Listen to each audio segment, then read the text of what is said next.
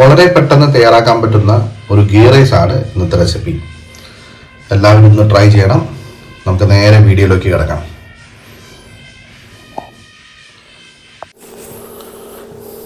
ഒരു പാൻ ചൂടായിട്ട് വരുമ്പോൾ അതിലേക്ക് നമുക്കൊരു സവോള ചെറുതായിട്ട് കട്ട് ചെയ്തത് ചേർത്തതിന് നമുക്കൊരു ഗോൾഡൻ ബ്രൗൺ ആവുന്നവരെ ഒന്ന് ഫ്രൈ ചെയ്തെടുക്കാം.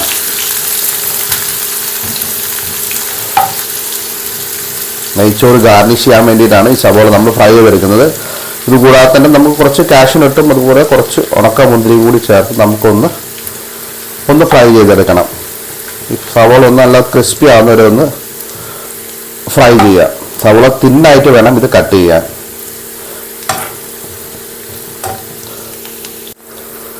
ഉള്ളി ഏകദേശം ഗോൾഡൻ ബ്രൗൺ കളർ ആയിട്ടുണ്ട്. ഈ സമയത്ത് നമുക്കിതിനെ കോരിയെടുക്കാം. അതിൽ നിന്ന്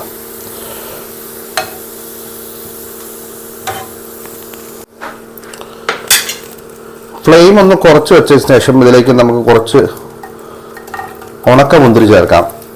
ഇതും ഒന്ന് ജസ്റ്റ് ഒന്ന് ഫ്രൈ ആയി വരുമ്പോൾ ജസ്റ്റ് ഒന്ന് ഫ്രൈ ആയാൽ മാത്രം മതി. നമുക്കതിനെ ഒന്ന് കോരിയെടുക്കാം. ഏകദേശം ഒരു അര മിനിറ്റ് ജസ്റ്റ് ഒന്ന് വഴറ്റുമ്പോഴേക്കും അത് ആയിട്ടുണ്ടാവും. അപ്പോൾ ഇതും കൂടി നമുക്കൊന്ന് കോരിയെടുക്കാം.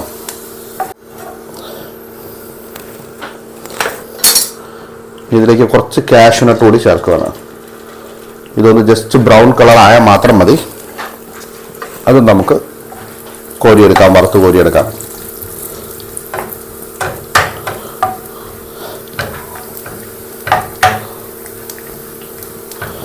നെയ്ച്ചോറ് ഉണ്ടാക്കാൻ ഞാൻ ജീരകശാല റൈസാണ് എടുത്തിട്ടുള്ളത്. 2 കപ്പ് റൈസാണ് എടുത്തുള്ളത്. 2 കപ്പ് റൈസിന് നമ്മൾ 1 കപ്പിന് 1.5 കപ്പ് വെള്ളം എന്ന അളവിലാണ് നമ്മൾ നെയ്ച്ചോറ് ഉണ്ടാക്കുമ്പോൾ നമ്മൾ വെള്ളം എടുക്കേണ്ടത്. ഞാൻ എടുത്തിരിക്കുന്ന 2 കപ്പ് റൈസ് ആണ്. 3 കപ്പ് വെള്ളമാണ് എടുക്കേണ്ടത്. ഇത് കഴിഞ്ഞതിന് ശേഷം നമുക്ക് നെയ്ച്ചോറിന് ആവശ്യമായിട്ടുള്ള വെള്ളം ചൂടാക്കാം. 3 ഗ്ലാസ് വെള്ളം നന്നായി തിളയ്ക്കാൻ വേണ്ടി വയ്ക്കുക. അതിലേക്ക് ഞാനൊരു 1.25 ടീസ്പൂൺ എടുത്ത് ഉപ്പ് കൂടി ചേർത്ത് ഇതൊന്ന് അടച്ച് വെച്ച് തിളപ്പിച്ചെടുക്കാം. ഈ സമയത്ത് നമുക്ക് നെയ്ച്ചോറിന് വേണ്ട റൈസ് എല്ലാം ഒന്ന് റെഡിയാക്കാം. ഒരു പാൻ ചൂടായിട്ട് വരുമ്പോൾ അതിലേക്ക് 1 സ്പൂൺ നെയ്യും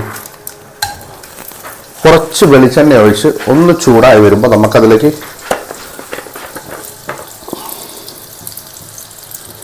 ഏകദേശം 1 ടേബിൾ സ്പൂൺ അടുത്ത് വെളിച്ചെണ്ണ ഒഴിച്ചിട്ടുണ്ട്. അതിലേക്ക് 4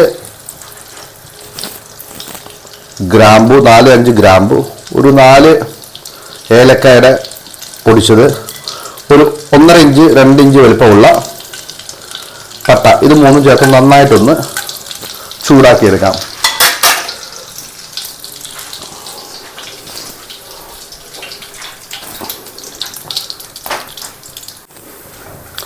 ഇതൊന്ന് നന്നായി ചൂടായിട്ട് വരുമ്പോൾ നമ്മൾ അതിലേക്ക് ഒരു സവോള കട്ട് ചെയ്തതും കൂടി ചേർക്കാം.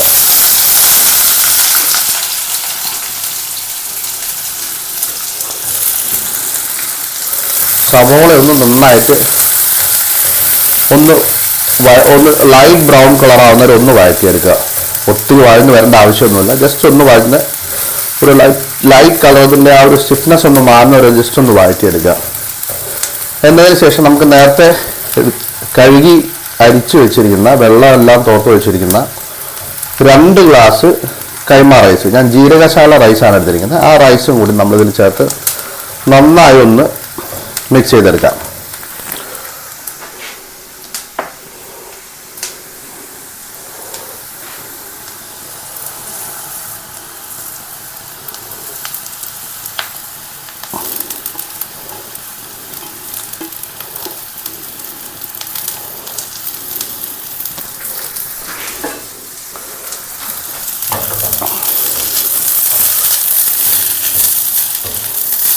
ഫ്ലെയിം ഒന്ന് മീഡിയം ടു ലോ ഫ്ലെയിമിൽ വെച്ചിട്ട് ഒന്ന് നന്നായിട്ട് ഈ റൈസും ഈ പറയുന്ന മസാലകളും ചേർത്ത് ഒന്ന് നന്നായിട്ടൊന്ന് മിക്സ് ചെയ്തെടുക്കുക. ഒരു 2 to 3 മിനിറ്റ്സ് എങ്കിലും നമ്മളങ്ങനെ മിക്സ് ചെയ്തുകൊണ്ടിരിക്കുക.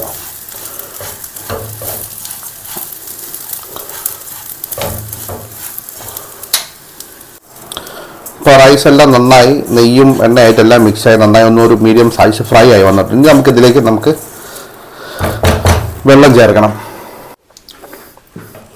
ഇപ്പോൾ ഏകദേശം ഒരു 5-6 മിനിറ്റ് കഴിഞ്ഞിട്ടുണ്ട്. ഇപ്പോൾ ഇത് നോക്കൂ, നന്നായിട്ടെല്ലാം റൈസൊന്നും പരസ്പരം ഒട്ടിപ്പിടിക്കാൻ നന്നായിട്ട് കിട്ടിയിട്ടുണ്ട്. ഇനി ഇതിലേക്ക് നമുക്ക് നേരത്തെ വറുത്ത് കോരി വെച്ചിരിക്കുന്ന സവോളയും കശുവണ്ടിയും അതുപോലെ മുന്തിരി എല്ലാം ചേർത്ത് നമുക്ക് 1 മിനിറ്റും കൂടി നമുക്കൊന്ന് ഇതിനെ ലോ ഫ്ലെയിമിൽ എന്നിട്ട് അടച്ച് വയ്ക്കാം. അപ്പോൾ വളരെ ടേസ്റ്റായുള്ളൊരു നെയ്ച്ചോറ് റെഡി ആയിട്ടുണ്ട്.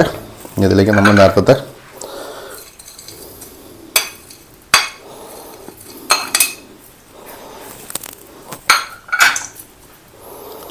ഈ സമയത്ത് നിങ്ങൾക്ക് വേണമെങ്കിൽ കുറച്ച് നെയ്യ് കൂടെ വേണമെങ്കിൽ ചേർക്കാവുന്നതാണ്.